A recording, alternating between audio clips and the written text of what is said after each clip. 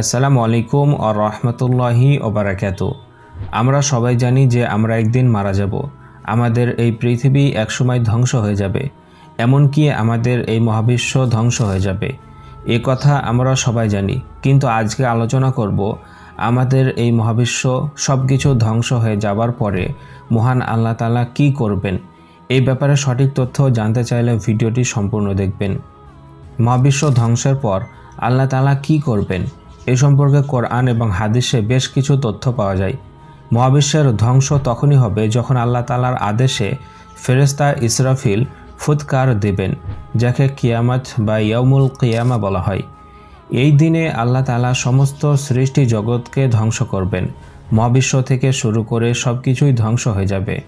এই সম্পর্কে আল্লাহ তাআলা জানিয়ে দিয়েছেন, ফাইজা নুফিকা ফিস সূরি নাফখাতু ওয়াহিদা, যখন একবার মাত্র সিংগায় ফুঁক দেওয়া হবে।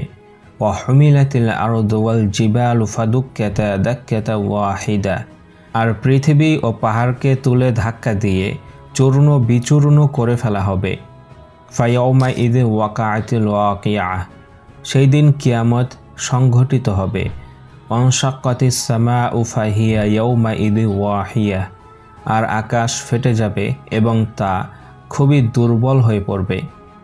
আবার মহান আল্লাহ তাআলা সূরা জুমারের ৬৮ নম্বর আয়াতে জানিয়ে দিয়েছেন, আর সিংহায় ফুঁক দেওয়া হবে, ফলে আল্লাহ যাদেরকে ইচ্ছা করেন তারা ছাড়া আসমান সমূহে যারা আছে এবং পৃথিবীতে যারা আছে সকলেই বেহুশ হয়ে পড়বে। তারপর আবার সিংহায় ফুঁক দেওয়া হবে, তখন তারা দাঁড়িয়ে তাকাতে থাকবে।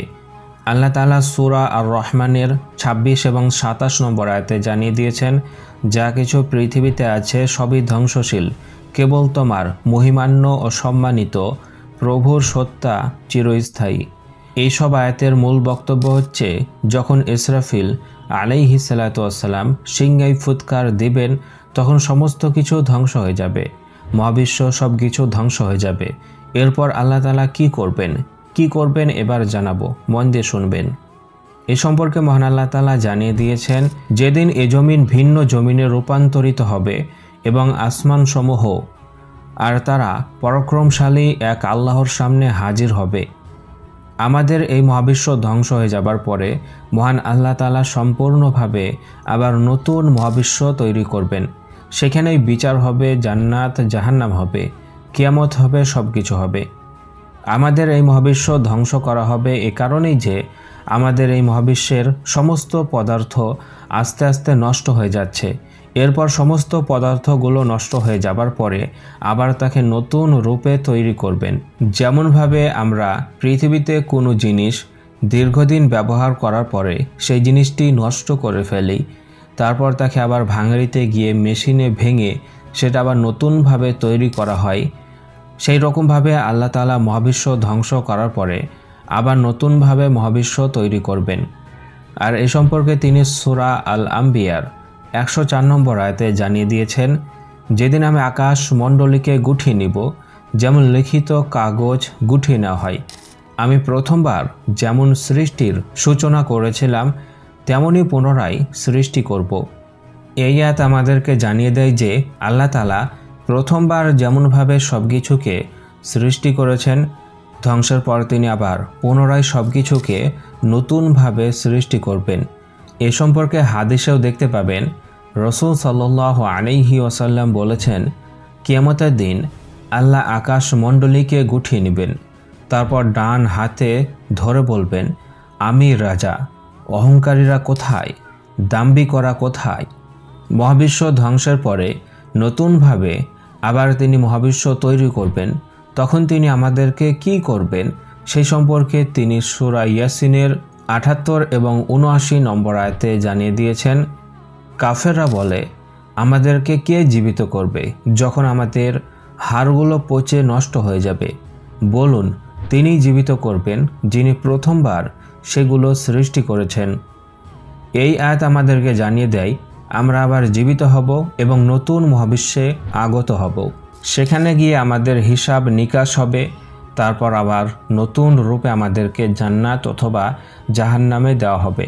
এই সম্পর্কে একটি হাদিসে দেখতে পাবেন, রাসূলুল্লাহ সাল্লাল্লাহু আলাইহি ওয়াসাল্লাম বলেছেন, কিয়ামতের দিন মানুষকে নগ্ন পায়ে, নগ্ন দেহে ও ও খাতনাবিহীন অবস্থায় সমবেত করা হবে। মহাবিশ্ব ধ্বংসের পরে আল্লাহ তাআলা জান্নাত জাহান্নাম নতুন রূপে প্রতিষ্ঠিত করবেন এবং সেখানে আমাদেরকে দীর্ঘস্থায়ীভাবে বসবাসের জন্য রেখে দিবেন। এই সম্পর্কে তিনি সূরা কাহাফের 107 এবং 108 নম্বর আয়াতে জানিয়ে দিয়েছেন, যারা ঈমান আনে ও সৎকর্ম করে তাদের জন্য ফেরদাউসের জান্নাত স্বাগত স্থান হবে। তারা সেখানে চিরকাল থাকবে এবং সেখান থেকে তারা অন্য কোথাও যেতে চাইবে না।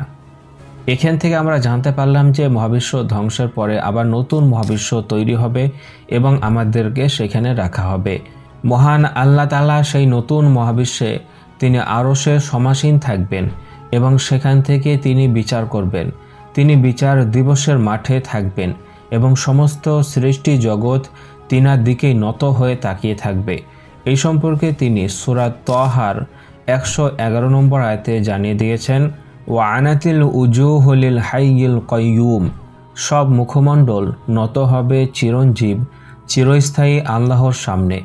মহান আল্লাহ তাআলা যে মহাবিশ্ব ধ্বংসের পরে আবার নতুনভাবে মহাবিশ্ব সৃষ্টি করবেন সে সম্পর্কে তিনি সূরা কফের 15 নম্বর আয়াতে জানিয়ে দিয়েছেন, আমি কি প্রথম সৃষ্টি দ্বারা অক্ষম হয়েছি, বরং তারা নতুন সৃষ্টি সম্পর্কে সন্দেহে নিমজ্জিত। এই আয়াত থেকে আমরা জানতে পারি যে আল্লাহ তাআলা যেমনভাবে আমাদের এই মহাবিশ্বকে বানিয়েছেন, এটা বানাতে তিনি কোনো রকম ক্লান্ত হননি বা কোনো শক্তি হারিয়ে যায়নি। তিনি আবার এই মহাবিশ্বকে ধ্বংস করার পরে তিনি আবার নতুন মহাবিশ্ব বানাবেন, তাতে কোনো রকম সন্দেহই নেই। তিনি যখন প্রথমবার এটা বানিয়েছেন তাহলে তিনি এটাকে আবার দ্বিতীয়বার কেন বানাতে পারবেন না?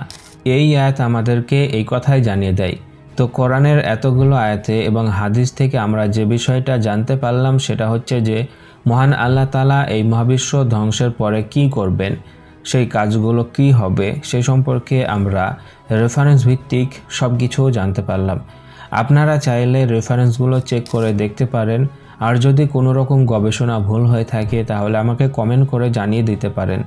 আশা রাখি বুঝতে পেরেছেন। এই সম্পর্কে আপনারা প্রত্যেকেই মতামত কমেন্টে জানান। আজকের মতো এই পর্যন্তই।